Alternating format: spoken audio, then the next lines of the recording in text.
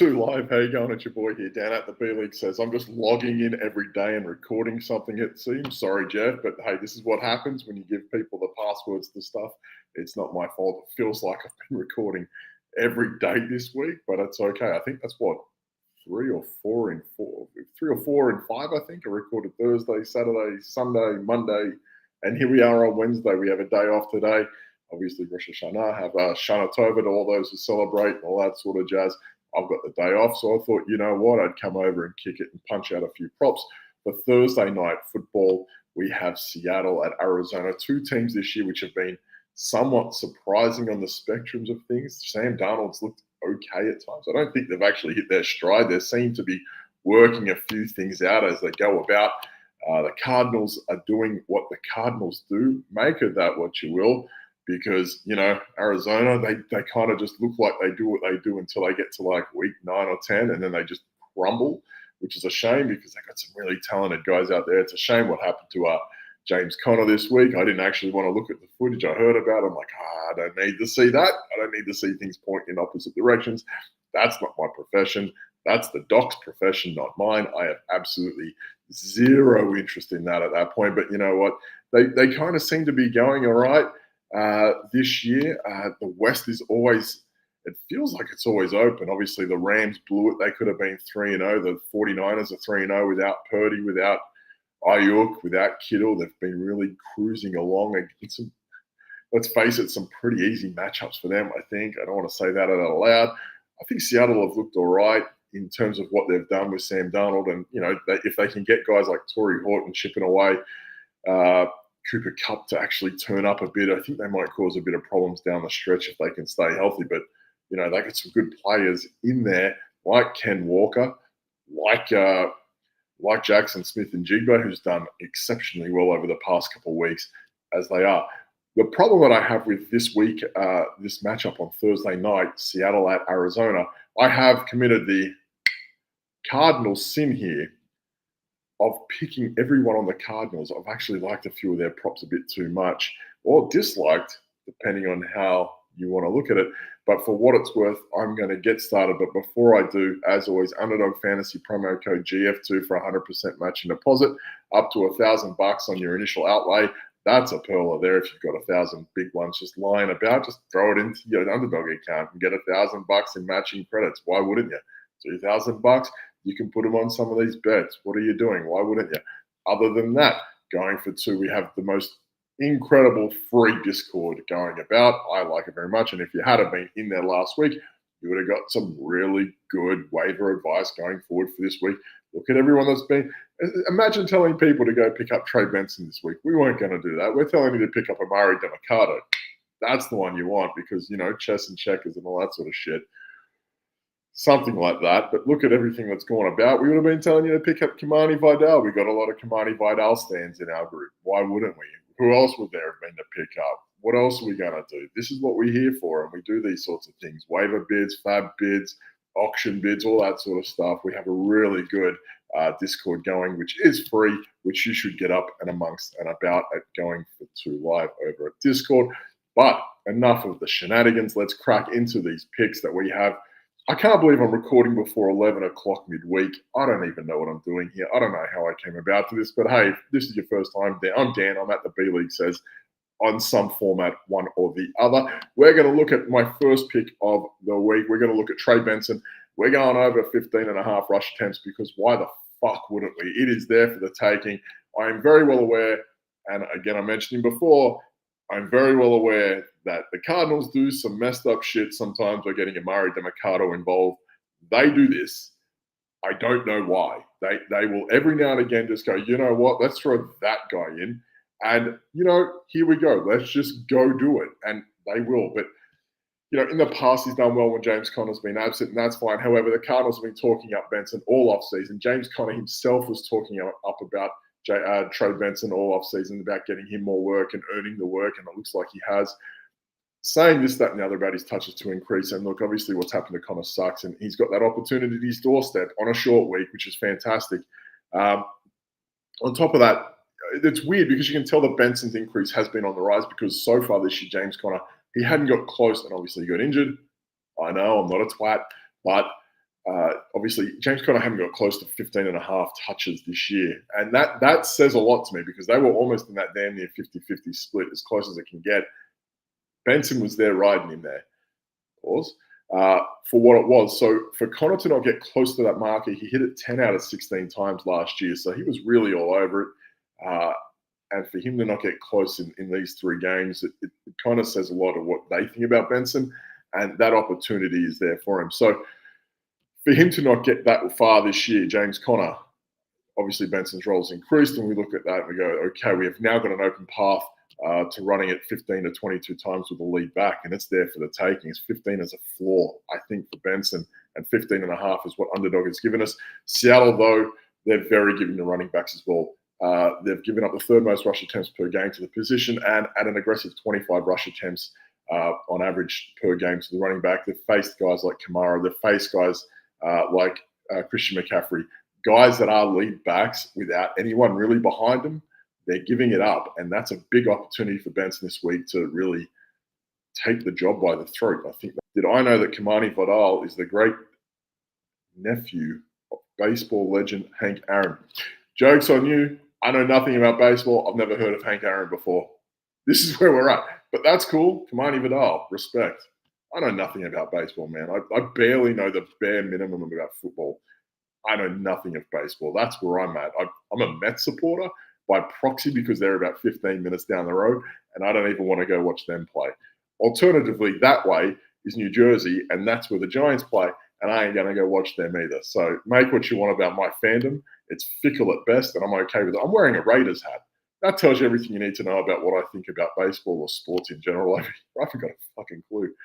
F-bomb number 3, no problem. Let's pick up and move on to pick number 2. We're going to actually, we're going to kick him while he's down. I'm here all for it because I had absolutely zero of Marvin Harrison this offseason. I told you all best ball. I didn't do that many shows this year. It was a tough summer for me. But for when I did, I told you to stay as far away from Marvin Harrison as possible. He's not that good. I could go on. I am going to go on a rant because it's a Wednesday and I've got the time. Anybody that says I'm not going to go to interviews, I'm not going to go to combines, I don't need to do pro days, I don't need to show you shit. That already is like alarming to me because what do you mean? Like you did okay in college? Great, college. That's an amateur sport. I don't give a shit if they're getting paid now. You're amateur, you're a child, shut up. Now you're going to play against absolute men and they are going to destroy the absolute piss out of you. Oh, but now that didn't show up on the tape. Yeah, because you didn't have that on tape. Like, come on. And this is why you're absolutely mid at best right now. Legitimately, he's an over-glorified Darius Slate at this point. That's what he's given you. And I know that sounds a little bit harsh, but fuck him. I'm never going to meet him. What do I give a shit? Marvin Harrison, we're going to go lower than 3.5 receptions. And again, this isn't the get-right face that Captain Boo Boo Face is going to have, and that's not what he's looking for. I'll preface this by saying, yes, there will be better days ahead. He's got a better schedule coming up. He's got a couple of games against the Bengals and some other numpties that don't know how to stop wide receivers. That's coming. That's not this week, right?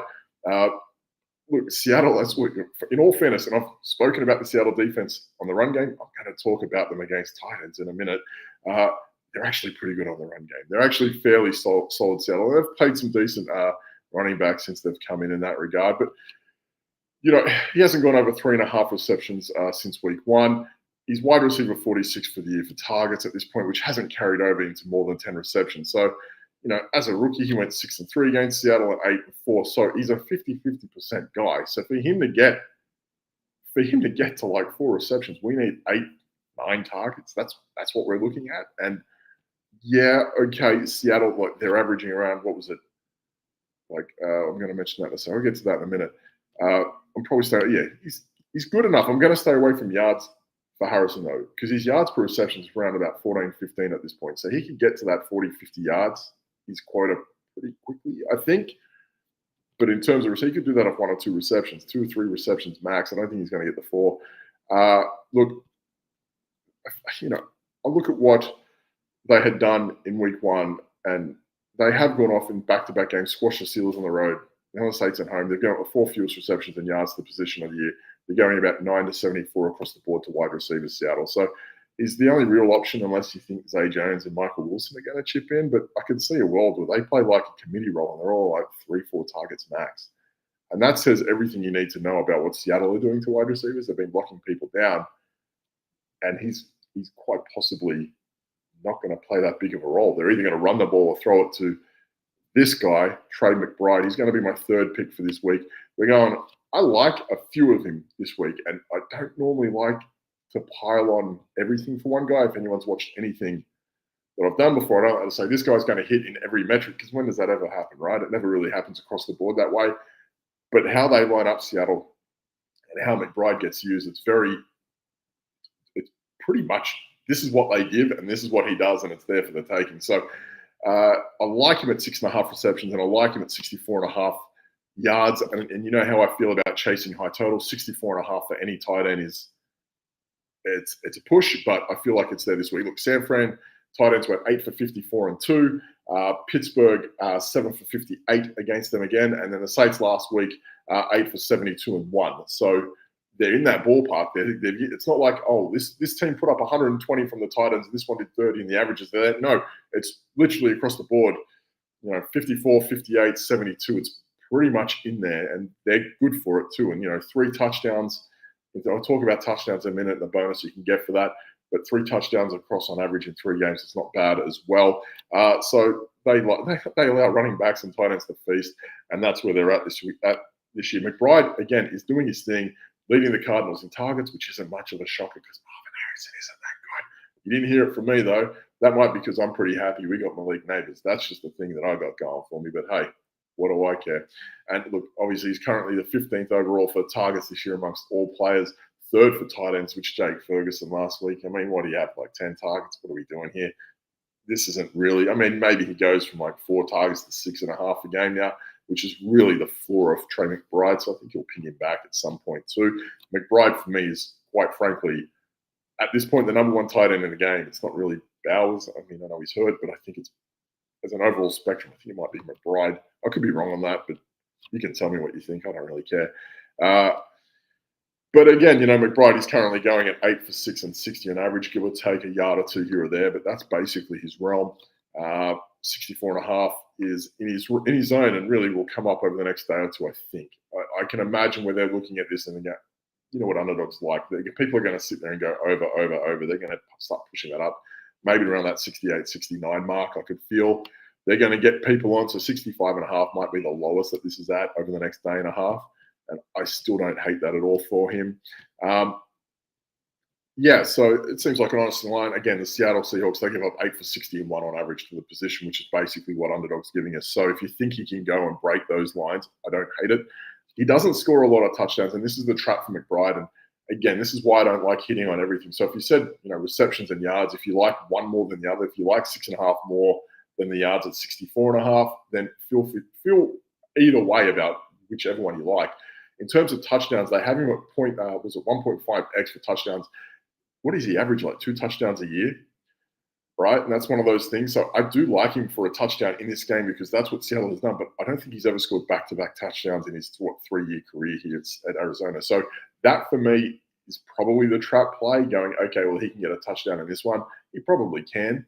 But again, if they're giving you the bonus on that, and it might sweeten your deal a little bit more, but if I had to say which one of the 3 of its yards, touchdowns, or receptions, I'd probably lean against more. It's probably the touchdown factor because that is not something that he generally does.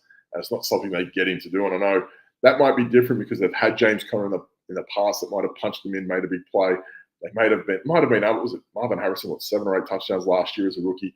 He was able to get free a few times. So maybe that's not something they had to get McBride to do too much, or maybe Murray scoots off and rushes one in. But at the same time, it's one of those things where he doesn't really score touchdowns. He doesn't go back-to-back. 1.5x might be enough to get people to go over the line on that.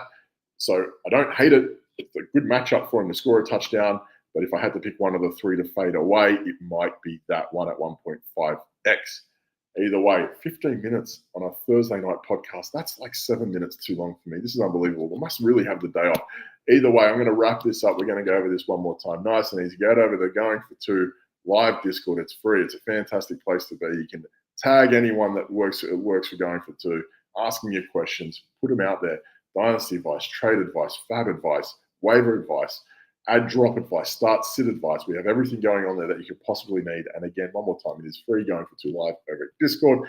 And we have Underdog Fantasy promo code GF2 for 100% matching deposit on $1,000.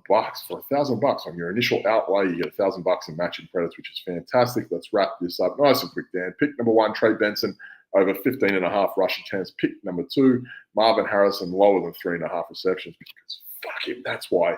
And pick number 3, I like Trey McBride at reception, 6.5 and 64.5 receiving yards. And I don't hate his touchdown line there at 1.5x if you feel inclined to do so.